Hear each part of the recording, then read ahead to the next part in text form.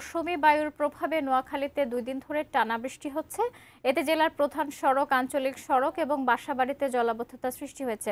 এ নিয়ে বিস্তারিত জানাতে নোয়াখালীর মাইজদি থেকে যুক্ত হচ্ছে নোয়াখালী প্রতিনিধি ফয়জুল ইসলাম জাহান। জাহান, টানা 2 দিন ধরে বৃষ্টি হচ্ছে, নিশ্চয়ই অনেক ভোগান্তি পোহাতে হচ্ছে এলাকার মানুষদের। আপনার মাধ্যমে চিত্র জানতে চাচ্ছি।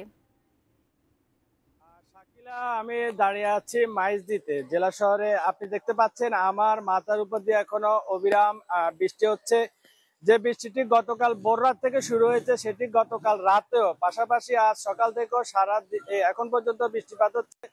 তো আমি আবহাওয়া অধিদপ্তরের সাথে কথা বলেছি যে সকাল 9টা পর্যন্ত গত 24 ঘন্টা নোয়াখালীতে 208 মিলিমিটার বৃষ্টিপাত রেকর্ড করা হয়েছে।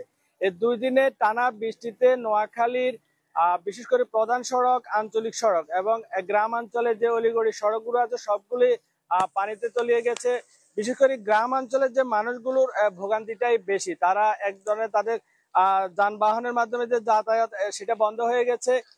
পাশাপাশি আপনাকে আরেকটা বিষয় জানিয়ে রাখি যে নোয়াখালীর আরো একটি যে কোম্পানিগঞ্জ উপজেলা, সেখানে ফেনীর সাথে এই কোম্পানিগঞ্জ উপজেলা ফেনীর পার্শ্ববর্তী। তো সেখানে ফেনী যে ছোট নদীর ওই দিক দিয়ে নোয়াখালীতে পানি ঢুকছে। পানির একদিকে বৃষ্টির পানি বাড়ছে, অন্যদিকে ফেনীর যে উজানের পানির থেকেও নোয়াখালীতে পানি বাড়ছে। বিশেষ করে নোয়াখালীর কোম্পানিগঞ্জের যে মুসাপুর এবং তরাইলা ইউনিয়নের প্রায় 200 পরিবার যে নদী সংলগ্ন, তারা পানিবন্দী অবস্থায় আছে। পাশাপাশি আপনাকে যে বিষয়টি জানিয়ে রাখি যে নোয়াখালীতে আজ বুধবার এবং বৃহস্পতিবার এই 2 দিন নোয়াখালী 4টি উপজেলায় মাধ্যমিক শিক্ষা প্রতিষ্ঠানগুলো যে চলমান যে অর্ধবার্ষিক পরীক্ষা সেগুলো স্থগিত করা হয়েছে। এর মধ্যে হচ্ছে নোয়াখালী সদর, কোম্পানিগঞ্জ, সুবর্ণচর এবং কবিরহাট উপজেলা।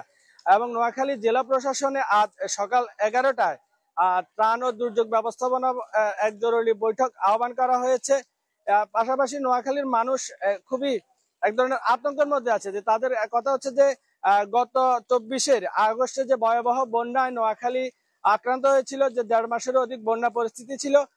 গত 1 বছরে জেলা প্রশাসন বা সরকারের পক্ষ থেকে নোয়াখালীতে এই যে জলাবদ্ধতার সৃষ্টি, বিশেষ করে খালগুলো যে অবৈধ দখল এবং ড্রেনেজ গুলো যে ভরাট হয়ে আছে, সেখানে পরিকল্পিতভাবে কোনো ধরনের উদ্যোগী গ্রহণ করা না হয় যে ভোগান্তিতে পড়েছেন মানুষ, প্রশাসন এবং সরকারের প্রতি উদাত্ত আহ্বান জানিয়েছেন যে দ্রুত সময়ের মধ্যে ড্রেনেজ গুলো যদি পরিষ্কার করা না হয়, অবৈধ খালগুলো যদি দখল মুক্ত করা না হয়, তারা খুবই কষ্টের মধ্যে যে বন্যা পরিস্থিতির সৃষ্টি হয়েছে। এ হচ্ছে নোয়াখালী থেকে জলাবদ্ধতা নিয়ে আমার কাছে সর্বশেষ। শাকিলা।